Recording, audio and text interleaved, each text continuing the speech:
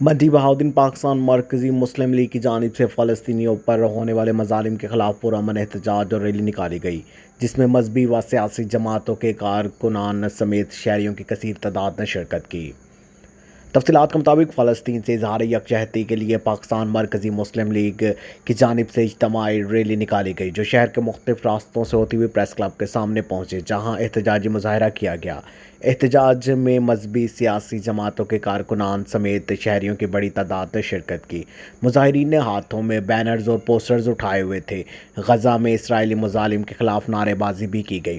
اس موقع پر مظاہرین کا کہنا تھا کہ اسرائیل غزہ میں مظلوم فلسطینیوں پر وحشیانہ بمباری کی شدید مذمت کرتے ہیں اور فلسطینی بچوں، بوڑھوں اور طور نہتے مسلمانوں پر ظلم افسوسناک ہے۔ اسرائیل کی طرف سے بمباری ہسپتال، مساجد، اسکول اور پناہ گاہ کیمپوں کو نشانہ بنانا انسانیت کے خلاف کھلا اعلان جنگ ہے۔